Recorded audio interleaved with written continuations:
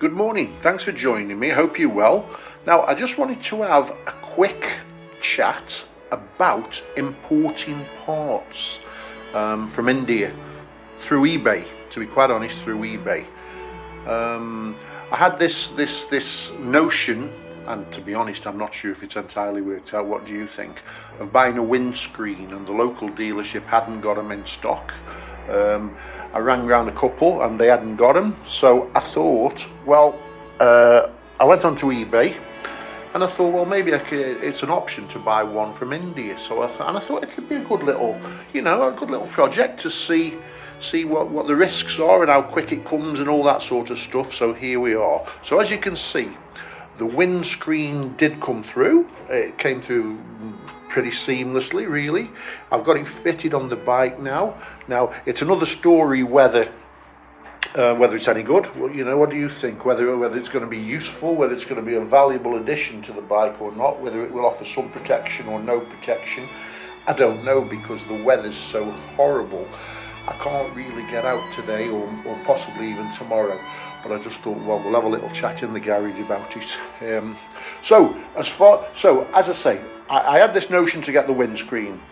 We'll find out whether it's any good shortly. It might be off in a matter of days, but let's have a look. But this would obviously apply to any parts that you might see on eBay that are for sale in India. Now I'm obviously in the UK. I say obviously, yeah, I'm in the UK, and what I did was, this windscreen retails in the UK for about £105, I think. I think it was £105. That would be plus postage, so we could be looking at, let's say, £115. So onto eBay I went, and I saw one of these in New Delhi for, let me get me pad and I'll tell you exactly how much it was for. The company that I used was a company called Royal Enfield King, who advertise all sorts of accessories for the Royal Enfields, all different models, on eBay. And this particular one was priced at £68 with free postage, which is obviously quite a substantial saving. Now, so I jumped on and I thought, yeah, go on, I'll give it a whirl. It's worth a try, and I'll see what the process, how long it takes to get here. So I £68 with free postage. So I click buy it now, and job's a good one. And I went into my account sort of seconds later, only to see that I'd actually had £81.60 taken off me.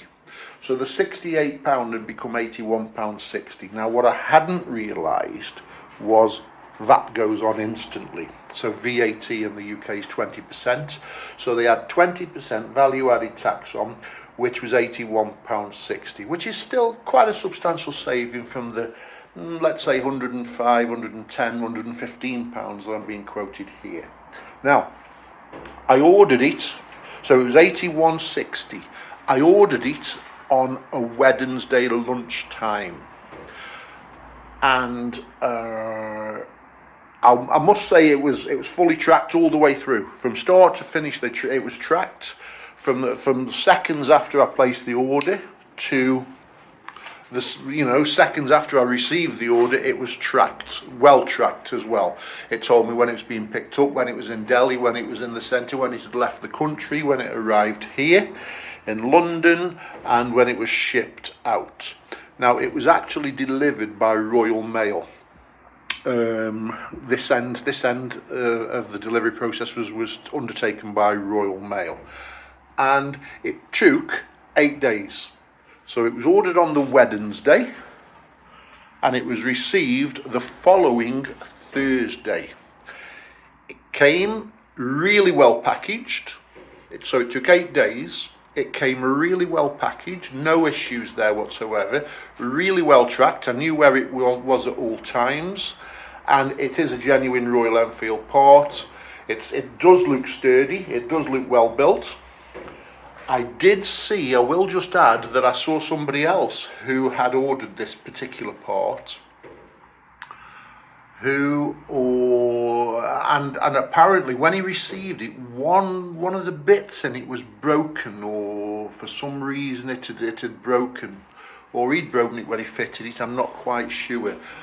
Or it probably broken when he received it, and when he contacted the seller, it was like if you broke one of these little clamps, let's say one of those little clamps. If that was broken, he contacted the seller, said, "Can you send me another clamp?" And the seller said, "Well, I can't really, because I can send you another screen, the whole lot, but you're gonna have to pay for that." So the only caveat to this is, if you did have an issue, if there was parts missing or it was broken, I don't know why it should. That's possibly the risk you take. I believe in his particular instance, he had to make up his own little. He had to do his own little repair job rather than buying a new one. So bear that in mind. If you buy off your local dealer and something's missing or something's broken, you can just walk straight back in. I suppose that's the extra money that you're paying, the insurance policy that you're paying. But if you do find an issue with it, then it's much more difficult to take it back to New Delhi when you're however many thousand miles away. But for me personally, it's worth a treat. The company was Royal Enfield King. They do all sorts of bits. There is a substantial saving over the UK price. You will have to wait a week, maybe just over a week for it. It's a proper Royal Enfield part. So as I said, the issue is not whether we like the screen or not. That's not the issue. I'm not sure I do, to be honest with you. Time will tell. And I've already thought, and something I didn't really consider when I had it, was I tend to mount my camera on a little plinth on the tank, and so I sort of mount my camera somewhere here, and the camera will be looking directly through the screen, which may well affect the the vision, the way we seen because I quite like to show when I'm doing my little vlogging and my ride out, I like to see the handlebars and that. Whereas at the moment, as an alternative, I've got the camera mounted there, so you can see where I've mounted it now as an alternative. But when it's mounted there, you're not going to see the handlebars. So we'll see how that pans out. We'll see how whether it works or not. But that's irrelevant. What we're talking about is the buying process from India. For me, there is a saving. I would say we're going to save 25%. Now, whether that's enough for you is another matter. Because as I've already mentioned, if there was an issue with it, then it might be more difficult to take it back. But in my case, in this particular case, it's worked out. So it's up to you to decide.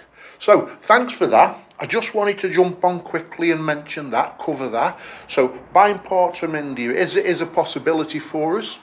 I have noticed that this particular screen seems to be very difficult to get in the UK at the moment. They're on back order.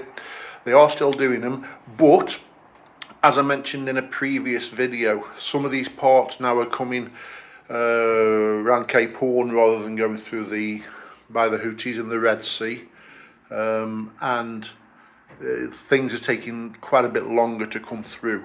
So even if I wanted one in the UK, they were definitely, they're very difficult to get hold of. So as I say, it might be on the bike.